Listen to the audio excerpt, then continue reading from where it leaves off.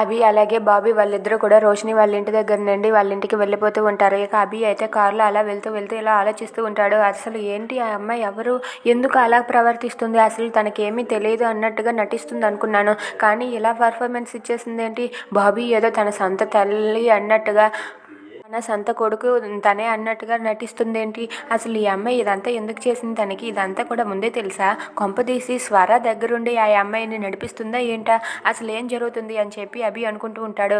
చచ్చా అలా ఏముండదు, స్వరాకి అసలు ఆ అమ్మాయి అంటేనే ఎవరో తెలియదు, అలాంటిది ఆ అమ్మాయి దగ్గరుండి ఎలా నడిపిస్తుంది, స్వరాకి ఏం తెలిసి ఉండదు, ఈ అమ్మాయే కావాలనే ఇదంతా చేసుంటుంది. ఎందుకంటే బాబీని ఆ పరిస్థితుల్లో చూసి, నన్ను ఈ పరిస్థితుల్లో చూసి డబ్బు కోసం ఇలా నటించి ఉంటుంది. రేపు వెళ్ళి డబ్బు ఇచ్చి ఆ అమ్మాయికి థ్యాంక్స్ చెప్పాలని చెప్పి అనుకుంటూ ఉంటాడు. ఇక బాబీ అభి అలా వాళ్ళ ఇంటికి వెళ్తూ ఉంటారు. ఇంతలో కన్నతల్లి కూడా ఆటోలో వెళ్తూ ఇలా ఆలోచిస్తూ ఉంటుంది.